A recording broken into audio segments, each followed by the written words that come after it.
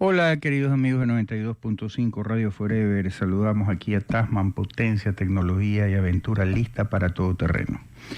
En junio del 2025, el gobierno ecuatoriano de Daniel Noboa implementó una nueva tasa minera mediante decreto para recaudar unos 229 millones anuales, destinados supuestamente a fortalecer controles ambientales y técnicos en sectores extractivos.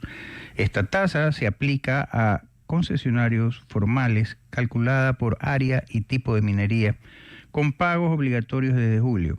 Ante incumplimientos se anuncian medidas coactivas como embargos. El sector minero formal, que generó unos 3.000 millones en exportaciones en el 2024, ha respondido con demandas de inconstitucionalidad, alegando confiscatoriedad.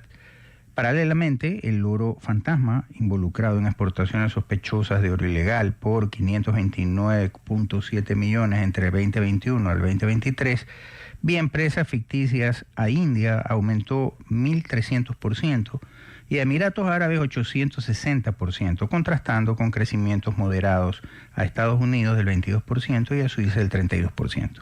Esto resalta posibles falencias en fiscalización con acciones estatales reactivas como prohibiciones a SAS y allanamientos a Arcom por lentas frente al lavado de activos y minería ilegal referentes al narcotráfico. Para abordar estos temas contamos como invitado con la presencia del ingeniero René Ortiz, ex ministro de Energías, a quien le damos la bienvenida.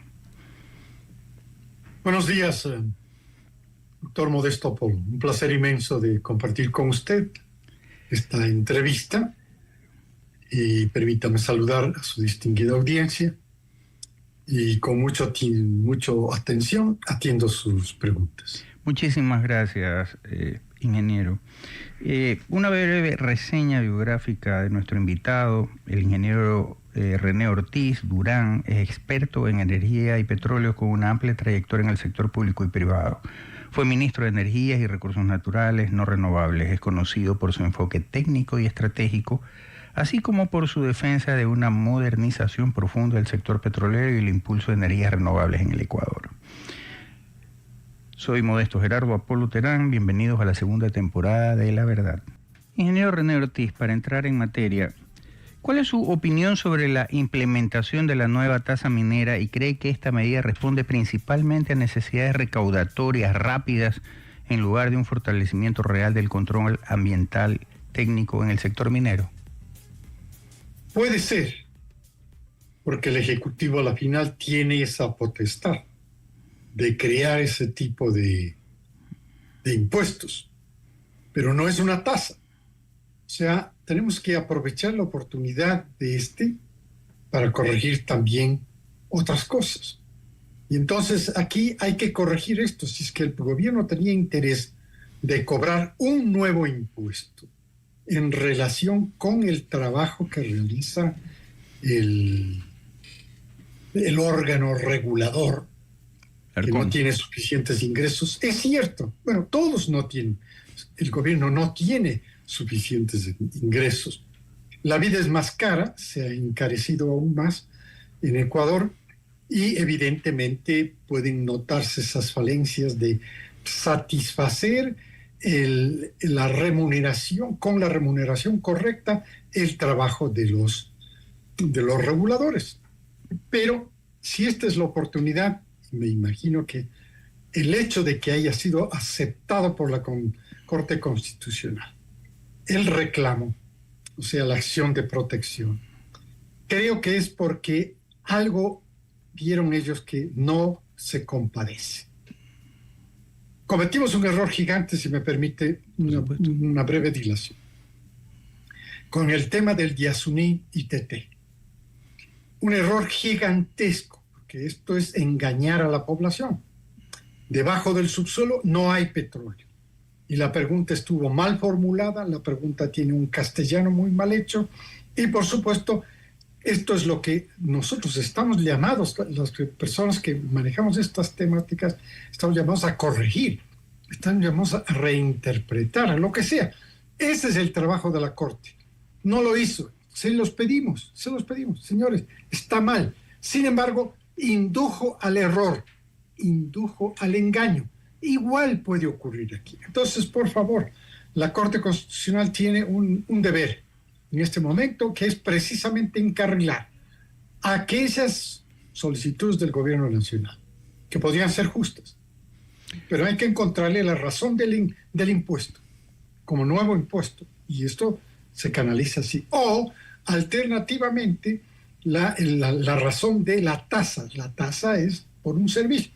Vamos a hacer, por ejemplo, se encontraron formas para auxiliar a la policía en las ciudades como Guayaquil, Quito. Sí, señor. Entonces se introdujo una tasa y la pagamos nosotros, porque la tasa es por seguridad. Entonces entendíamos, y así deberíamos entender en el caso minero, que hay un servicio. Esta es la oportunidad de corregirla, hay que hacerlo. Ahora bien, este es el paso que causa la polémica. Ya está frente a los órganos correspondientes para que se resuelva. Esperemos que se resuelva rápido, porque estas cosas no pueden dejarse, no son cosas que pueden trasladarse en el tiempo. Vamos a dejarles que el tiempo, a ver si el tiempo lo soluciona. No. El tiempo no soluciona estas cosas. Ahí tenemos las consecuencias con el ITT. A la final se está desmantelando la producción. Inclusive el actual presidente de la República considera que no necesariamente le ha hecho mucho daño a las finanzas ecuatorianas el no tener la producción de petróleo. No es la producción, no son solamente los ingresos. En este caso son las señales internacionales a los inversionistas. Eso es lo que hay que cuidar. Entonces aquí también hay que cuidar las señales internas que se dan a los inversionistas. Por eso estamos pasando por el problema de Quimsacocha en Cuenca, y por eso pasamos por el problema de Buenos Aires, en Imbabura, y por eso pasamos con el problema de Ponce Enríquez, y por eso pasamos por el problema de Río Blanco. Todos estos problemas mineros causados por esta corriente de ilegalidad, esta corriente de corrupción que se ha encontrado un camino para lavar, por supuesto con la minería del oro ilegal, del oro aluvial, quiero subrayar, oro aluvial, ilegal. Y entonces hemos encontrado que ese es el camino que están usando los ahora llamados narcoterroristas. Están, porque tienen una serie de ramificaciones. Le encontramos esta. Ok, ya le encontramos.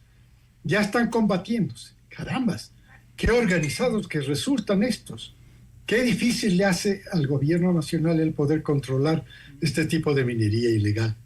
Y claro, sí nos emociona en cierta medida cuando ocurre una operación como la de Yusupino, en la que se bombardearon los equipos. Entonces, bueno, esto quiere decir que es un golpe fuerte a la minería ilegal, porque esos equipos pasan de los $200,000 que los compra en la minería ilegal. Entonces, fue un golpe duro. Muy bien, quiere decir que sí puede el gobierno actuar. Vamos a dejar que actúe también en el tema de Quimsacocha, que es muy distinto el manejo, porque se politizó. Pero tenemos que encontrar, para eso es la inteligencia. Doctor Apolo, para eso es la inteligencia. Tenemos que encontrar quién financia todo esto. ¿Quién financia a los políticos que están aprovechándose de esta situación? Porque son ellos los que están aprovechándose para movilizar a la gente. Ellos saben cómo hacerlo. Ya lo hicieron en Río Blanco, ya lo han hecho en otras partes. Entonces aquí, detrás de Yacu Pérez, están un conjunto de otros políticos que están buscando la oportunidad de hacer política de un tema absolutamente regular, absolutamente ordenado. Ahí está la ley y el orden, clarísima. No hay absolutamente ningún escapatoria. Hay ley, hay ley. Hay orden, hay orden. Se han pasado todos los tamices que requiere la ley, se han pasado todos los tamices. Se ha demostrado a la población azuaya, particularmente en el vecindario de Cuenca, que se han cumplido todos los prerequisitos. ¿Por qué? Porque todavía no comienza. Pero sin embargo le han mentido a la población y le siguen mintiendo a la población. Y esta es característica de los políticos corruptos, ¿no? Los políticos que están buscando la forma de desestabilizar el país. Y digo, le están buscando la forma, comenzando por Yacu Pérez. Él debería pagar, ser penalizado por inducir a la mentira, porque se han cumplido todos los prerequisitos. Todavía no comienza la explotación. Y en todos los prerequisitos, incluyendo la forma de comunicación, tal vez les falta más a las compañías, comunicarse con el pueblo, hacerles notar que lo que les están es mintiendo los políticos, porque les están induciendo a creer que las fuentes de agua, que es natural que nosotros, usted y yo, y todos en su audiencia estamos conscientes de que las fuentes de agua tienen que ser cuidadas. Aquí está diciendo la compañía claramente en Quimsacocha, las fuentes de agua no se tocan. Fíjese la palabra que estoy utilizando. No se tocan. Hay distancias clarísimas, definidas, demostradas, con mapas y con las poblaciones que han sido contactadas directamente, que están a 9 kilómetros. 9 kilómetros son 9 kilómetros, es bastante. Bueno, para mí sigue siendo bastante. No soy ascensionista, a pesar de que vengo de la sierra, no soy ascensionista, pero tenía hermanos que sí les gustaba mucho el tema de las montañas. Pero digo, 9 kilómetros de distancia, 12 kilómetros otra población, 18 kilómetros. Cuenca está lejísimos de esto. Y entonces esas cuencas de agua están totalmente protegidas. Y hay una característica que me gustaría resaltarlo con usted, doctor Paul. Esta minería, el desarrollo de esta minería, de esta minera, de esta mina, de este encuentro, de este desarrollo de este yacimiento, es subterránea. Pocos ejemplos hay de minería subterránea. Es la nueva, es la moderna, es high-tech. Esto es alta tecnología. Esto se desarrolló fundamentalmente en Sudáfrica. Sudáfrica tiene mineras subterráneas de 400 metros hacia abajo. O sea, están tan lejos de la superficie que en la superficie parece que no ha ocurrido nada. Pero en efecto no ocurre nada en la superficie. ¿Y qué es lo que vemos? Y en la superficie están las fuentes de agua. Ingeniero, estamos hablando. Entonces aquí están cuidadas perfectamente las fuentes de agua.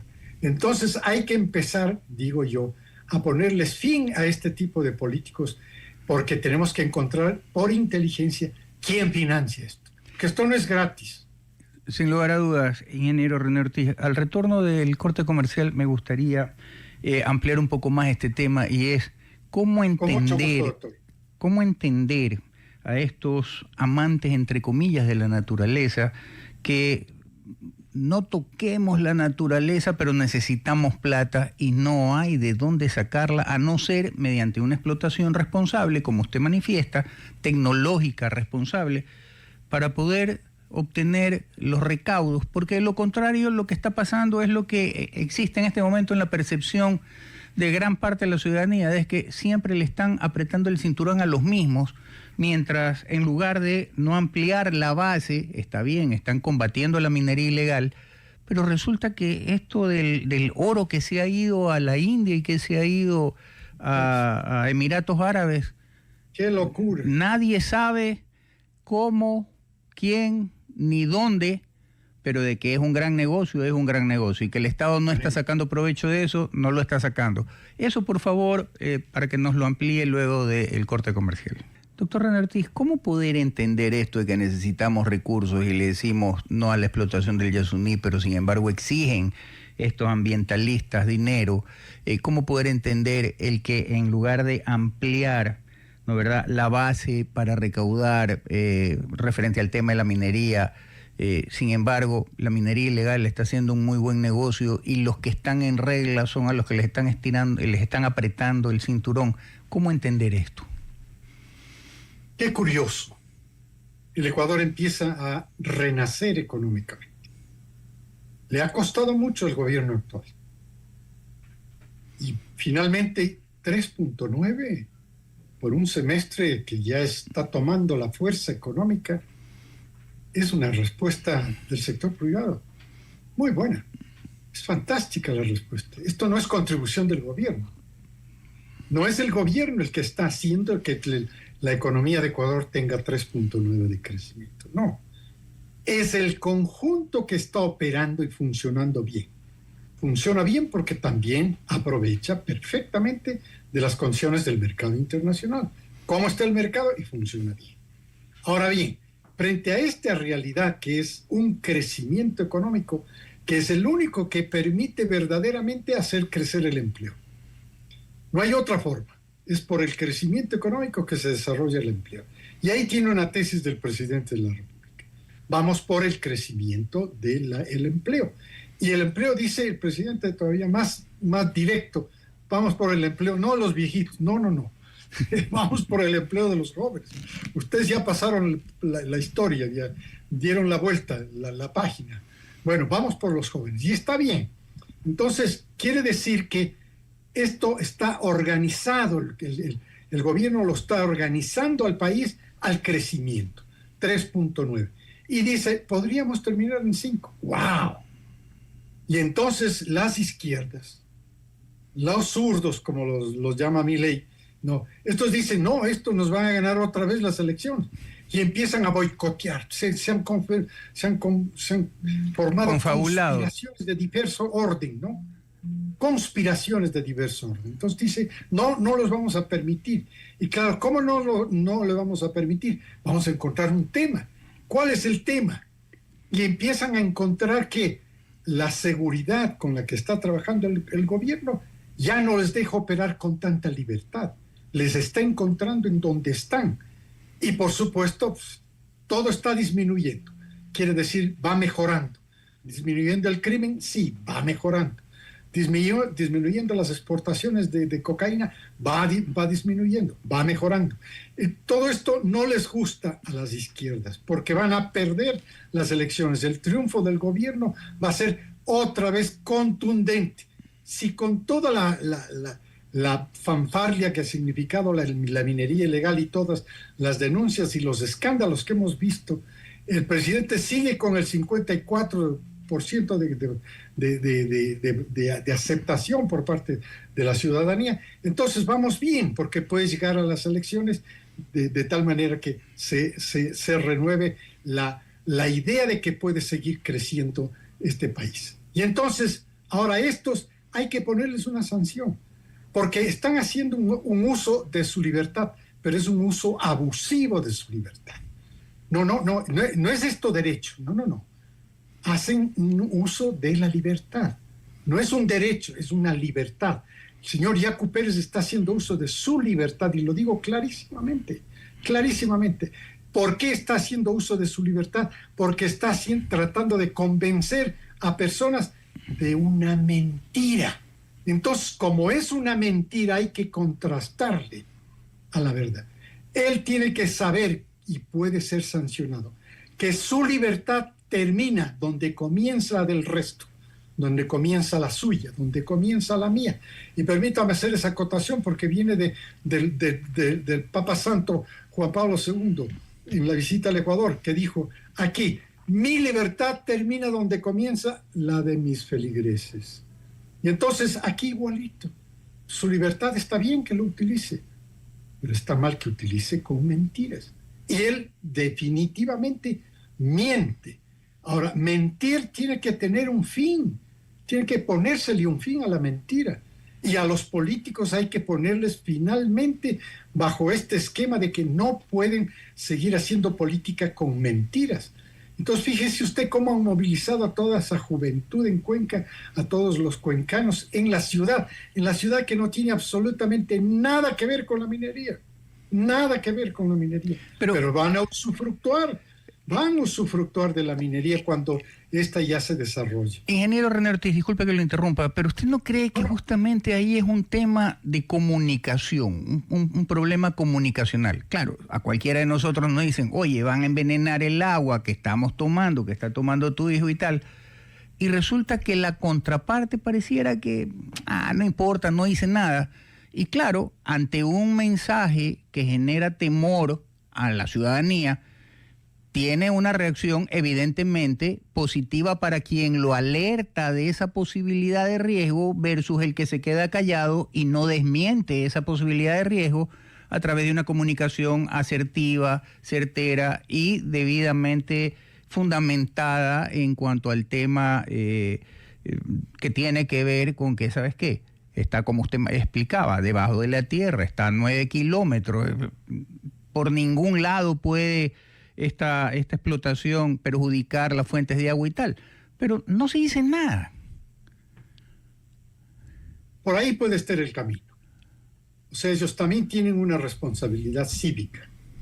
Cívica. No es una responsabilidad económica, tiene su costo, evidentemente, pero todos pasan por estos mismos temas, todos. La minería tiene un enemigo inmenso en los últimos años, ¿no? Son todos los que están en contra de la gran transformación del planeta. El planeta se está moviendo hacia una masiva electrificación. Y esta se logra con el uso de minerales. De ahí que nace el tema de la energy minerals, ¿no? En vez de energy fossils, que son los combustibles que estamos consumiendo a diario nosotros, por un sustituto que son los energy minerals. Vamos. Y el Ecuador tiene los energy minerals. ¡Qué bendición! Mire, doctor, pocos países tienen esa bendición. Salen, como se dice vulgarmente, salen de Guatemala y entran en Guatepeor. No puede ser. Pues tenemos que aprovechar el uso de esos recursos naturales. Disculpe que le interrumpa una vez más, ingeniero, pero la verdad es que es tan dinámico este asunto y lo que usted manifiesta hace que salgan más ideas. Mire usted, Ucrania, una de las posibilidades de intervención de Estados Unidos para la pacificación es: yo te ayudo a que se acabe la guerra, pero ¿sabes qué? Hablemos de las tierras, de los minerales raros, que es lo que usted se refiere. China, también, China dice, ¿sabes qué? A mí me sobran minerales raros, así que me importa un rábano partido por la mitad el problema de Ucrania con Rusia. Además, Rusia es mi amigo.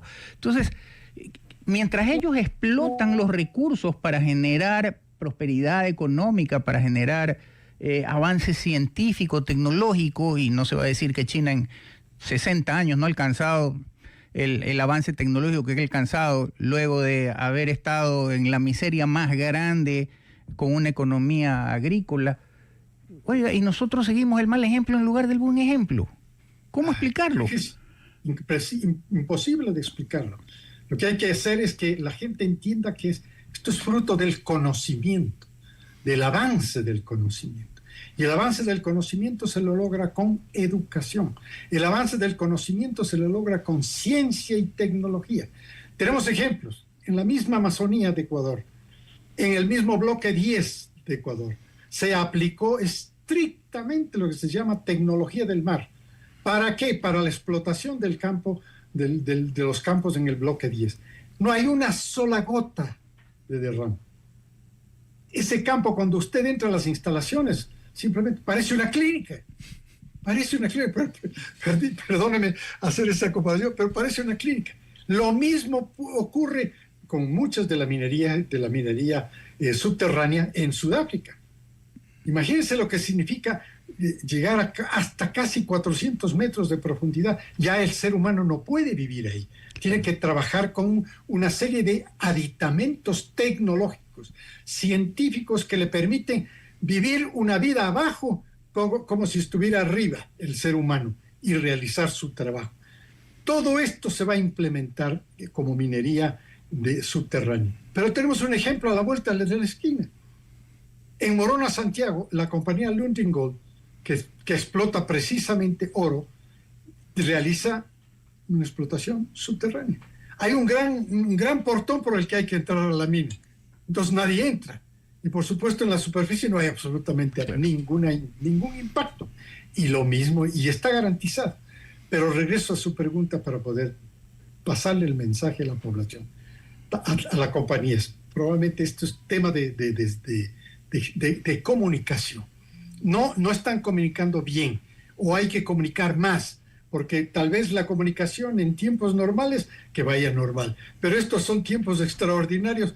Hay que tener una forma de comunicación extraordinaria que permita llegar y contrarrestar esta fuerza de comunicación de las redes sociales, que está llena de fake news, calificación maravillosa que ya la hemos adoptado como el corner en el fútbol, una palabra fake news.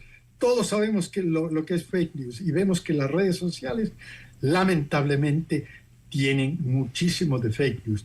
Déjennos a nosotros la libertad de definir que este es fake news o no es fake news. Pero ellos muévanse con toda la fuerza posible para que la gente pueda entender que su agua está garantizada. Y quieren mi palabra, dirían las compañías. Pero quieren más. Yo les puedo dar más garantías también de que sus fuentes de agua van a ser protegidas.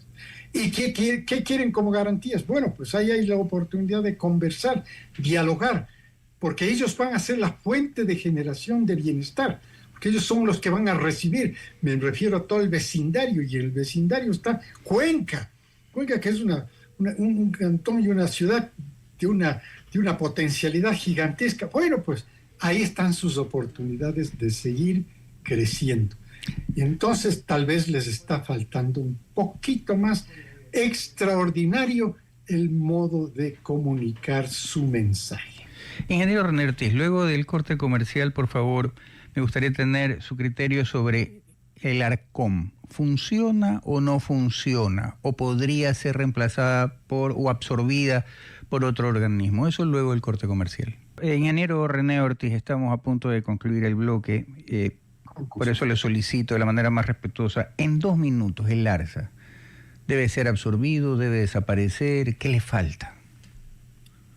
No debe. Larcom. No debe desaparecer.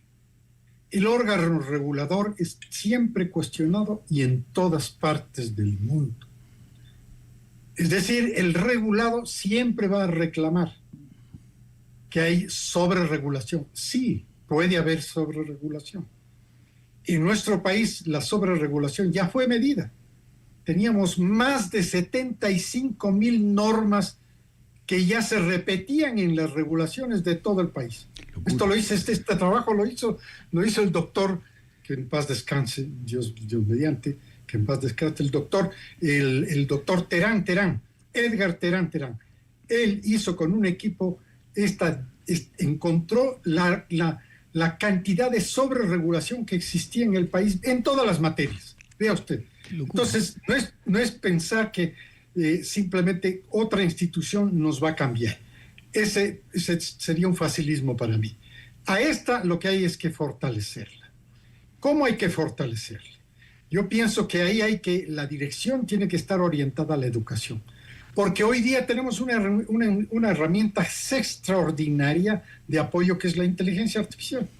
Está demostrándose ya poco a poco cómo esta inteligencia artificial puede anticipar los hechos. Esto es formidable, anticipar los hechos, solo tomando la data pasada. Y entonces quiere decir que, bueno, tenemos que ir concordantemente mejorando la data. Pero este es un camino, es un ejemplo nada más. Pero quiero decir con esto, probablemente sí nos hizo daño la pandemia, también desde el punto de vista regulatorio, porque la pandemia nos dejó el legado de esta comunicación, como un Zoom, como usted hoy día, usted en Guayaquil, yo en Quito, ¿no? Y funciona perfectamente, y su audiencia también se conecta y todo esto, ¡qué maravilla! Pero no necesariamente significó que esto debe sustituir la vida presencial, y el órgano regulador tiene que hacer presencia, tiene que estar ahí, que le vean, no por televisión, no por computadora, por teléfono, no, que le vea al regulador, tiene que estar ahí. Y entonces, cuando el regulado le vea al regulador, el regulador también se comporta mejor. Ingeniero René Ortiz, el tiempo siempre es un verdugo cuando hay temas tan interesantes e interlocutores como usted, con un conocimiento vasto en el tema. No me queda más que agradecerle, ingeniero René Ortiz, y comprometerlo para una próxima ocasión, seguir tratando este tema del cual habrá mucha tela que cortar. Muchísimas gracias. Muchísimas gracias a usted, doctor Apolo. Buenos días. La economía del Ecuador enfrenta un panorama mixto en el 2025 tras una contracción del 2% en el 2024, según informes del Citi Research Deloitte CEPAL presentados el 5 de agosto del 2025. Se proyecta un crecimiento del PIB entre el 1.5% y 3%, impulsado por la recuperación del consumo de hogares, inversión privada y sectores como el agropecuario, 17.5% anual, manufactura de alimentos, 8.6% y comercio, 6.9%, junto con exportaciones de camarón, banano y cacao. El Banco Central del Ecuador estima un 2.8% de crecimiento apoyado por desembolsos del Fondo Monetario Internacional, 2.100 millones recibidos de un total de 5.000 millones. Sin embargo, la inflación mensual de agosto del 2025 fue del 0,31%, con un alza anual del 0,81%, afectada por alineamientos y por alimentos y combustibles. La canasta básica subió a $813.88, esto es 1.7% más que en el 2024. Retos como el estancamiento laboral, solo 3 de cada 10 personas con empleo adecuado, el déficit fiscal y riesgos externos como la guerra arancelaria con Estados Unidos generan una percepción de escasez de dinero pese al crecimiento proyectado. Para tratar y entender este comportamiento de nuestra economía, contamos como invitado a esta mesa de diálogo con un experto en la materia, como es el caso del economista Víctor Hugo Albán, analista político y económico, a quien le damos la bienvenida. Bienvenido, economista. Sí, muchas gracias, buenos días con todos, un gusto compartir esta mesa de diálogo con tan importante personaje y obviamente pues muchas gracias por la invitación. ¿Cuál cree usted, para entrar en materia, cuáles creen que son los factores claves que según su análisis podrían hacer que el crecimiento del PIB del Ecuador en el 2025 supere el rango proyectado del 1.5 a 3%, considerando el rebote desde la contracción del 2% en el 2024? Bueno, hay algunos factores. Fundamental es la confianza, ¿no? El ecuatoriano ya ha puesto más énfasis, digamos, en inversión. La inversión en el 2024 fue prácticamente negativa.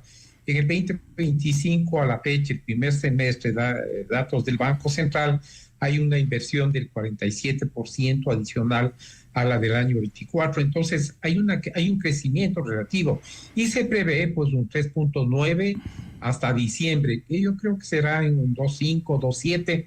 El mismo Fondo Monetario Internacional admite que no llegará al 3, sino estará entre el 2.5 y 2.9.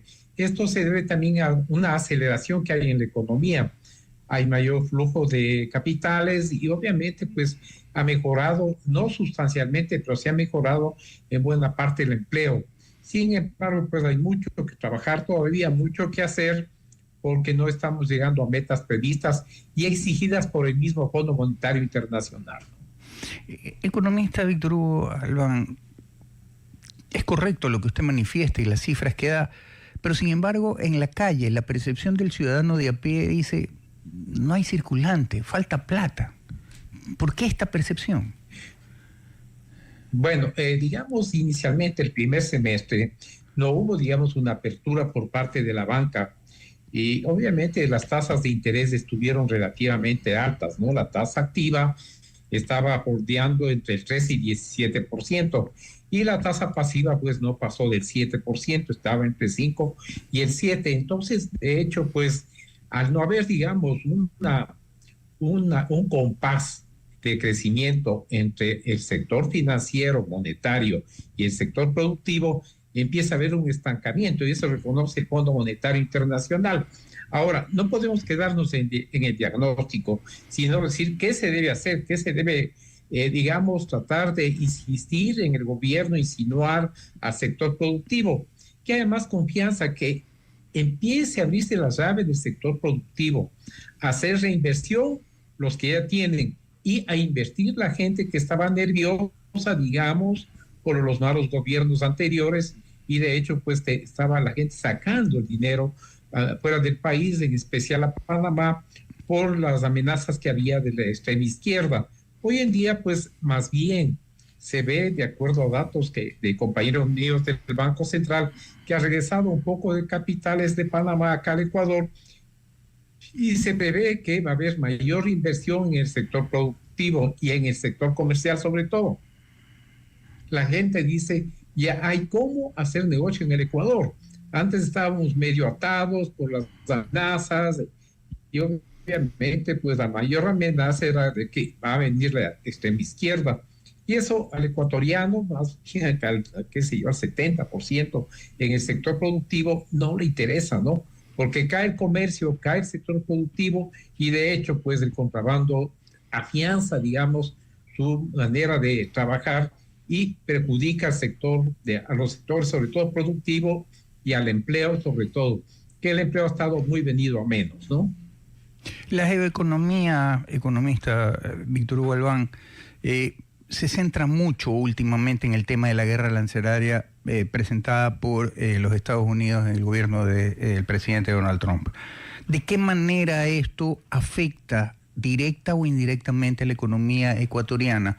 Sobre todo en el tema de la exportación, que es la mayor generadora de ingresos y también de trabajo. Bueno, indudablemente, como usted bien manifiesta, la exportación de nuestros productos de estrella, ¿no es cierto? El banano, el café, el cacao, además del petróleo, ¿no? El momento en que tenemos ciertas restricciones por los aranceles, ahora hay que explicar a quienes nos escuchan y nos vean esta mañana qué es un arancel. Un arancel es un impuesto que encarece nuestros productos, ¿no? Y obviamente está medio dirigido, digamos, o dirigido hacia estos mercados, como son los mercados latinoamericanos. Ahí jugaba un rol importante la ministra de Relaciones Exteriores, la señora Sommerfeld, la doctora Sommerfeld, que está tratando de arreglar por su relación con el presidente norteamericano de que nos exceptúe del 15% de arancel a nuestros productos, sobre todo, como reitero, a nuestros productos de estrella, ¿no? Que son el banano, el café, el cacao, que han sido tradicionales de exportación y han mantenido, como usted bien manifestaba, nuestra balanza comercial y sobre todo nuestra balanza de pagos. Nuestra balanza de pagos ha sido últimamente positiva, al igual que la balanza comercial, es decir, más vendíamos que compramos. Claro que juega un rol muy importante el sector petrolero, ¿no? Que eso nos mantiene con una balanza comercial superavitaria. Pero en el sector productivo, que es el que siempre ha mantenido la economía del Ecuador, hemos estado un poquito flojos, sobre todo en la parte de exportaciones, como manifesté, de los productos que han sido toda la vida productos de estrella en el Ecuador, como son el banano, el café, el cacao, y hay ahora nuevos productos de la sierra, como son el brócoli, por ejemplo, el aguacate en el norte del país, que han dado, digamos, satisfacciones, sobre todo por el ingreso de divisas acá al Ecuador, en especial dólares, que mantienen, digamos, nuestra economía dolarizada, porque caso contrario, no hay banco central en el Ecuador y este rato que cree dólares, lo que nos mantiene son las exportaciones y obviamente, pues de hecho, los préstamos que ha hecho el gobierno y estamos relativamente bien porque la economía ha crecido de acuerdo digamos, a datos dados por el Banco Central entre el 1.5 en el primer semestre al 2.7 y se prevé que a lo mejor podamos crecer al 2.9. Pero aquí, reitero, tiene y juega un rol muy importante en la economía, el aparato productivo y el sector exportador, siendo nuestros productos estrella, además del petróleo, el banano, el café, el cacao, que han sido tradicionales, ¿no?, de exportación del Ecuador. El presidente Noboa ha realizado un periplo muy interesante en cuanto al tema de poder poner más de nuestros productos en el mundo. Ya estuvo en Emiratos Árabes, ofreciendo justamente nuestros productos estrellas. Ellos no les interesa si cuesta mucho o cuesta poco, al fin y al cabo tienen la capacidad económica para comprarlo y están dedicados más que nada a mercados de exclusividad, de exclusivos. Sin embargo, en el tema de China, por ejemplo, India, por ejemplo, en que hay una masa gigantesca que podría comprar nuestros productos, por ejemplo, la pitahaya, que era una de los que estaban justamente promocionándose. Pero sin embargo, con el tema de la guerra arancelaria del presidente Trump, el que dice, a ver, si tú te llevas muy bien y compras productos chinos y resulta que le vendes más a China que a Estados Unidos, te va más duro el tema de la guerra arancelaria, el arancel se dispara. ¿Cómo manejarnos en esta situación? Porque como que si estuviésemos con una espada de Damocles que nos obligan a tomar partido, cuando lo que el Ecuador necesita es vender más, no importa quién nos compre. Indudablemente, no. Yo creo que la política del presidente Noboa está muy bien dirigida. Si tenemos problemas con nuestro mercado estrella, que es Estados Unidos, tiene que buscarse alternativas, ¿no? Porque Claro, se ha hecho, digamos, todo lo posible a través de nuestra ministra de Relaciones Exteriores, viajando a Estados Unidos, conversando inclusive con el mismo presidente Trump. Y de hecho, pues si es que no hay alternativa y se va a imponer un arancel, que es un impuesto a nuestros productos, de hecho, pues hay que buscar, y eso es lo que está haciendo el presidente Noboa. Yo creo que está muy bien dirigida la política en ese aspecto, la política de comercio exterior.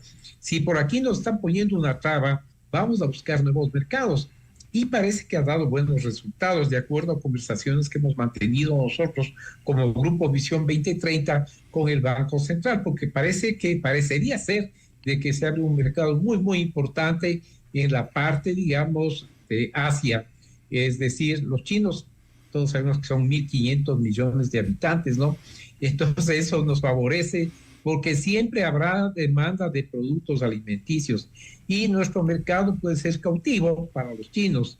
Lo que hay que saber es manejar precios, valores, fletes, para que no encarezca, digamos, nuestro producto y sea competitivo con los de Panamá, Centroamérica en general y sobre todo del Brasil, que tienen algún tipo de ventaja por los puestos que tienen junto al Atlántico. Sin lugar a dudas, ahora sabemos que Brasil es el mayor productor de banano, pero es tanto el consumo interno que tienen ellos que nosotros pasamos a ser el primer exportador. Pero teniendo en claro esta situación, economista Víctor Hugo Albán, ¿de qué manera nosotros, el Ecuador, mejor dicho, puede explotar lo siguiente? No mucha gente recapacita en que de alguna manera u otra el éxito que está teniendo en el tema económico de exportación el presidente Noboa está de una manera u otra ligada por las relaciones que tiene como empresario y por las relaciones empresariales que tiene su familia. Digamos que el presidente Trump, que es un empresario, ve con buenos ojos que el presidente ecuatoriano, independientemente de la juventud que tenga, viene de una saga de empresarios que han tenido un excelente desempeño a nivel mundial. Esto también abre puertas en otros países porque también los negocios que han tenido la familia Noboa han abierto puertas al Ecuador en otros países a través de sus productos. ¿Usted no cree que gran parte del éxito es justamente esto, que hacia afuera no ven mal que un empresario esté llevando adelante el tema político de un país, el tema económico en cuanto al tema de exportaciones, y que sientan que tienen menos riesgo el momento en que le compra el Ecuador o hace una importación desde el Ecuador de los productos ecuatorianos? ¿No cree que eso tiene un peso que no mucha gente le está considerando? No, indudablemente, digamos, solamente un ciego no podría ver lo que está pasando con el mercado en el Ecuador, ¿no? Mucho tiene que ver las relaciones que tiene personales el presidente Noboa con sus compradores, digamos. Para él no es nuevo, no es novedoso el ir a los mercados que todos vemos a través de los medios de comunicación, a través de la televisión y todo, y los noticieros. ¿Cómo le reciben al presidente Noboa? Como un amigo, no como una persona común y corriente o a un presidente, no, sino más bien a un empresario, ¿no? Y su juventud irradia confianza y de hecho, pues el momento en que él explica que tenemos balanza comercial positiva, que el Ecuador es un país que puede producir y puede abastecer, digamos, a varios mercados internacionales, porque tenemos una muy buena producción, como dije, de nuestros productos estrella.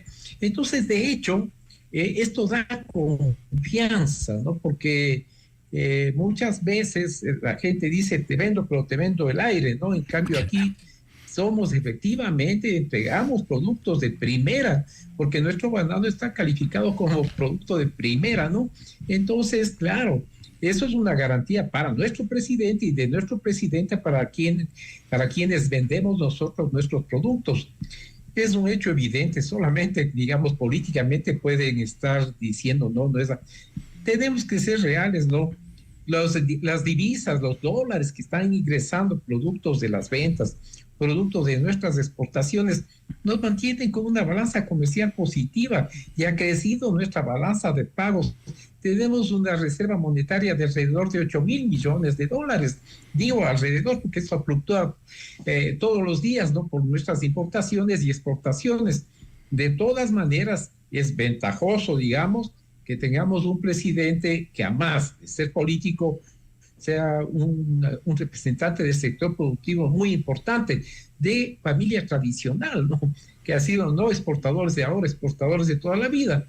Eso garantiza, digamos, no solamente a los ecuatorianos, sino a quien se vincula comercialmente con el Ecuador, porque saben de la seriedad, no de ahora, de antaño, no de muchas décadas, desde su abuelo del presidente, su padre y toda la familia, que han sabido cumplir con sus compromisos internacionales y han ayudado realmente al Ecuador, han ayudado porque han mantenido una balanza comercial positiva que genere una balanza de pagos totalmente a favor del Ecuador.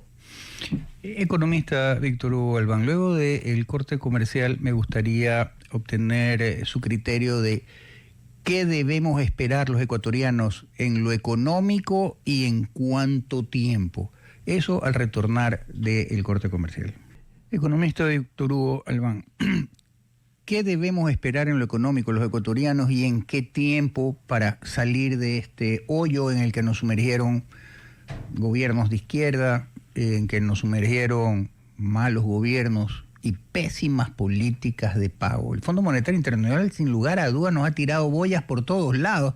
Y esto realmente, más allá de los que somos creyentes, decimos, gracias a Dios mío, un milagro, pero no solo responde a milagros, responde a hechos propios, señales que ha dado este gobierno. ¿Qué debemos esperar los ecuatorianos en lo económico de aquí a futuro y en cuánto tiempo? Bueno, indudablemente que las políticas públicas deben ser más realistas, más apegadas a las realidades y dar, digamos, las facilidades a que venga la inversión. El mero hecho de que haya tanta ley, tanta confusión para crear una empresa y le caen impuestos del municipio, de la prefectura provincial, del CRI, de todo mundo. El crear aquí una empresa es un héroe, ¿no? Que quiere, digamos, arrancar como una empresa, porque realmente hay tanta traba que realmente asusta, ¿no? El empresario dice, uy, qué tanto problema ha habido, prefiero irme al Perú, que ahí me dan las facilidades, no me exoneran 10 años de impuestos. Aquí lo primero que hacemos es que el municipio, todo el mundo le pone trabas y tiene la mano estirada, lamentablemente, ¿no? Entonces, no es para saludar, sino usted sabe y claro, escuchan que es para qué otra cosa es. Entonces, la gente prefiere hacer su inversión fuera del país. Este rato la inversión en el Ecuador no llega a los 1.000 millones. En el Perú sobrepasó los 10.000 millones en el primer semestre del 2025, pese a que se ha recuperado la confianza. Recordemos que el año 2024 no llegaba a 300 millones la inversión en el primer semestre. Y obviamente en este semestre pues estamos ya bordeando los 1.000 millones de inversión. Eso significa empleo, eso significa confianza, significa aceleración en la economía. ¿Qué significa aceleración? Que hay más movimiento empresarial, comercial, y obviamente eso genera empleo. El momento en que haya más facilidad, digamos, que se abran las puertas al crédito, que se abarate un poco el crédito, porque cobrar sobre el 13% de la tasa activa en un crédito, ¿qué tasa interna de retorno esperamos nosotros en el sector comercial y en el sector industrial? Sobre el 20-25%.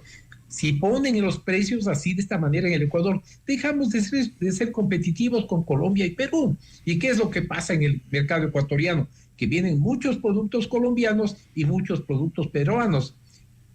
Y productos de estrella que son de consumo diario, como son el calzado, todo lo que es hilandería, vestuario y todo, que tenemos, digamos, excelentes productores aquí en el Ecuador que dejan de ser competitivos por los problemas que acabo de mencionar.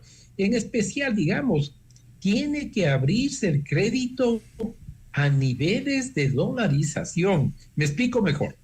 En Estados Unidos la tasa activa, la que cobran los créditos, está entre el 2-3%. La pasiva no pasa de 0,5 al 1%. Por eso no hay ahorros en Estados Unidos, la gente invierte, ¿no? Aquí en el Ecuador estamos pagando el 9 y 10% en la tasa pasiva y la tasa activa está sobre el 13% en el mejor de los casos.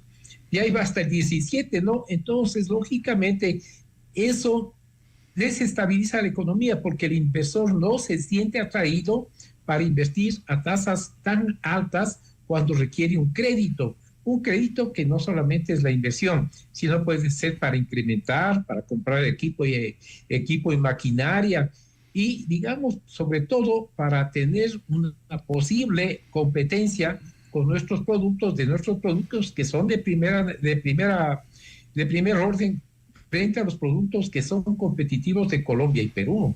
Entonces, de hecho, si tenemos en Guayaquil la Bahía, y acá en el Ecuador tenemos nuestros mercados como lipiales, en donde tenemos productos de Colombia y Perú que hacen competencia con los productos que tenemos del Ecuador en hilandería, en calzado.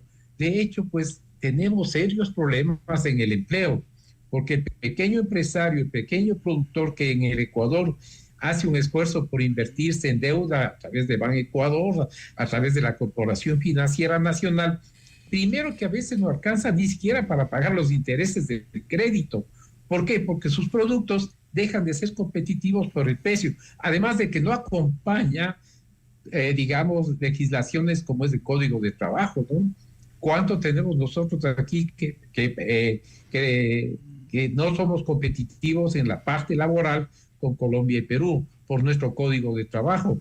Siempre vamos a estar con ese problema que el empresario tiene que estar pensando 2 o 3 veces para contratar un trabajador, porque tiene garantías absolutamente, digamos, fuera de orden en relación a Colombia y Perú.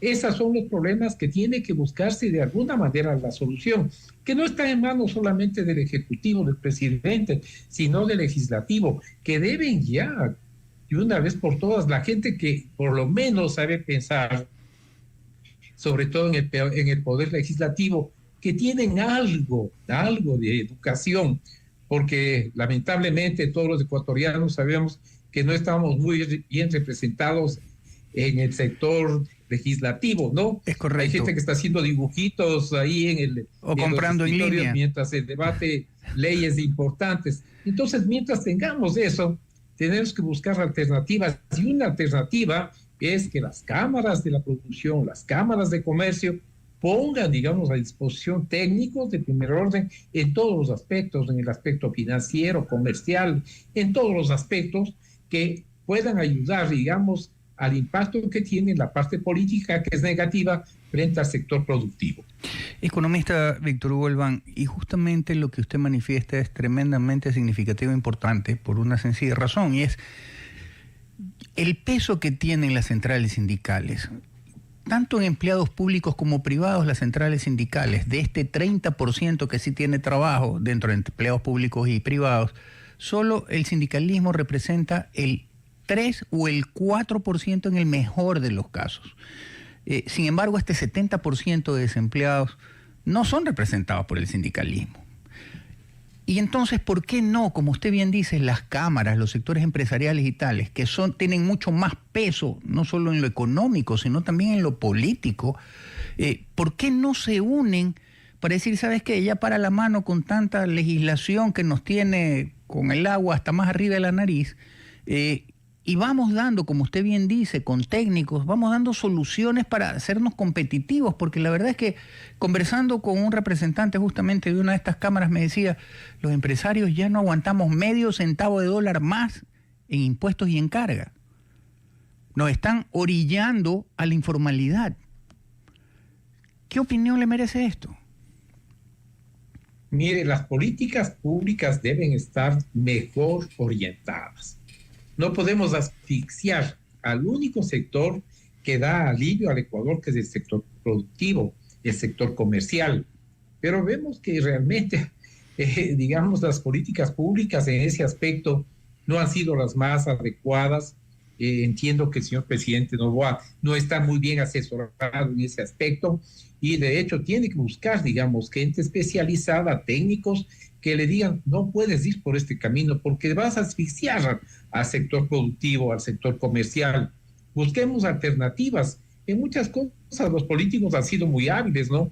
Hay gente que de 7,000 millones que teníamos en el 2006 al 2017 nos endeudaron en 80,000 millones. pero no asfixiaron, digamos, al sector productivo ni al sector comercial. Claro que habrán, qué sé yo, 50, 60 generaciones nuevas que tendrán que asumir esa irresponsabilidad de ese endeudamiento que no se ve que cayó, digamos, en buena fuente y no fue bien, digamos, administrados esos recursos porque no se ve obra pública que refleje ese endeudamiento.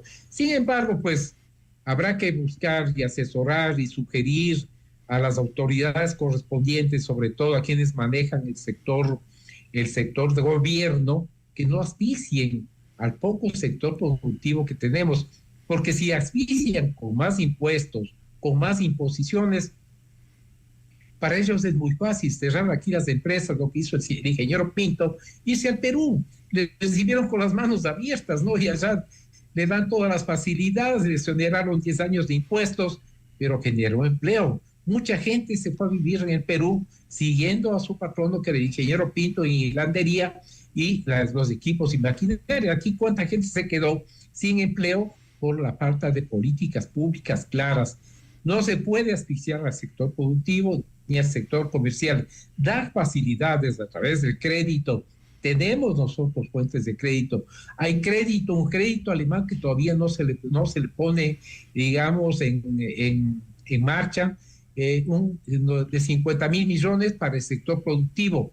¿Por qué? Porque no hay las políticas ni la contraparte aquí en el Ecuador, que tiene que darse de alguna manera. Ojalá el señor Noboa se deje asesorar, digamos, de gente técnica, no solamente política, y podamos nosotros vincular y atraer esos 50.000 millones a través de Ban Ecuador y de la Corporación Financiera Nacional. Qué bien nos caería, ¿no es cierto?, que el sector productivo reciba esos 50.000 millones y que la gente joven que está mendigando un empleo, mejor seas tu pequeño empresario con tasas de interés que sean reales. No vamos a cobrarles del 16, 17% a un pequeño empresario que recién comienza, cuando hay este crédito que podía darse al 6, 7%, como lo hacen los americanos.